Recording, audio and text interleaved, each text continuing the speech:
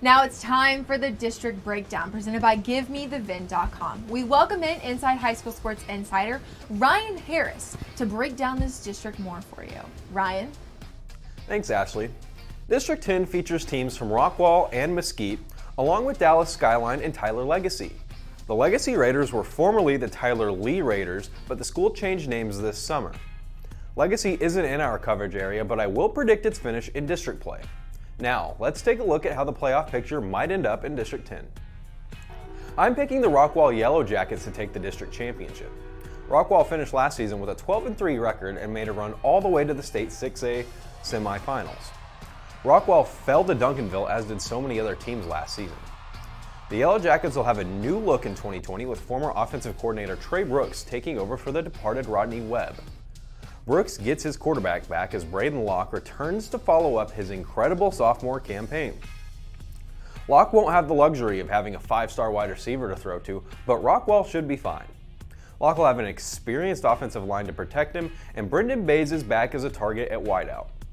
Rockwall has some young talent at wide receiver as well, but this team only returns 8 starters. If the Yellow Jackets can find some playmakers and overcome some inexperience, they have a quarterback who can lead them on another deep playoff run. Rockwall will have to fend off competition from crosstown rival Rockwall Heath. The Heath Hawks finished 5-5 last season and just missed out on the playoffs, but Heath returns 17 starters. It starts with quarterback Josh Hoover, who already has offers from Arkansas and North Texas heading into his junior year. Wide receiver Corbin Cleveland is back for his senior season, and he'll be Hoover's top target. Jordan Neighbors is just a junior and will play a big role in the passing game as well. Running back Zach Evans has a handful of offers headlined by Arizona State and is heading into his junior season as well. Hunter Smith will lead a solid offensive line unit to round out the offense. The defense returns 8 starters and will be led by linebacker Grady Brewer and defensive backs Peyton Williams and Bryson Elbert. With so much returning talent, I expect Heath to compete for the district championship and make a return to the playoffs in 2020. Our last district title contender in this district is the Dallas Skyline Raiders. Skyline finished last season with a 7-4 record and features one of the best players in the Metroplex.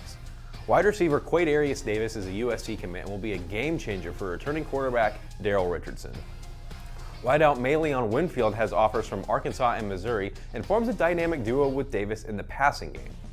Running back Quaylon Farrar is back for his junior season and holds offers from Tennessee and Missouri after a stellar sophomore campaign. The defense will be led by SMU commit Isaiah Wolkobia at safety. If Skyline can perform in the trenches, this team could do some damage in the playoffs this season. The last team I have making the playoffs is the Tyler Legacy Raiders.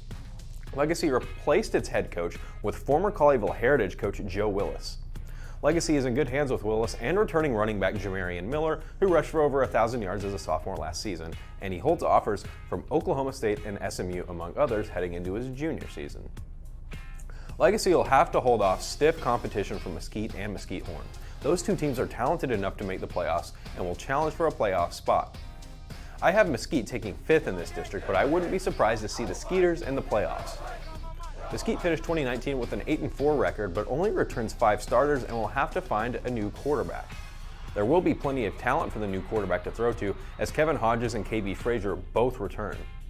Linebacker Jaden Brown will be looked to as a leader of the defensive unit that only returns 2 starters, along with defensive tackle Marlon Thompson-Leach. Mesquite will have to find some playmakers, but watch out for this squad. If they can overcome some inexperience, they could be in the playoffs. Mesquite Horn is another team that I wouldn't be surprised to see make the playoffs. The Jags played one of the tougher schedules in the Metroplex last season and was probably a little better than the 3-7 record indicated. We won't have the opportunity to find out as Horn graduated a lot of talent from last year's squad. Nathan Luna will lead a talented offensive line up front, and Sir Elston Hill III is a playmaker at wide receiver. The defense returns 5 starters, headlined by safety Marquise Edwards. If Horn can find a few playmakers, this team could absolutely make the playoffs. That leaves the North Mesquite Stallions. North Mesquite finished just 2-8 in 2019, but does return 13 starters from that team. Liam Thompson figures to be the full-time quarterback this season. Running back Kobe Newman and wide receiver Christian Perales will give Thompson some playmakers to get the ball to, and the offensive line will be led by Terrence Hobbs. The defense will be led by lineman Davion Carter, who already has offers from Baylor and Houston. This team has some work to do if a playoff spot is in the cards. That leaves me with my player and team to watch for District 10. My player to watch is Rockwall quarterback Braden Locke. The junior quarterback had a stellar sophomore season and played a big role in getting his team to the state semifinals.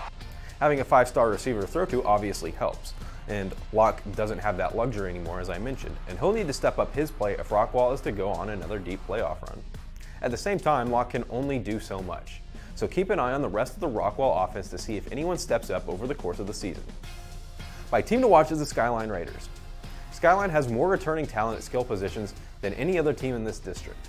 That won't mean too much without solid play from the offensive and defensive lines.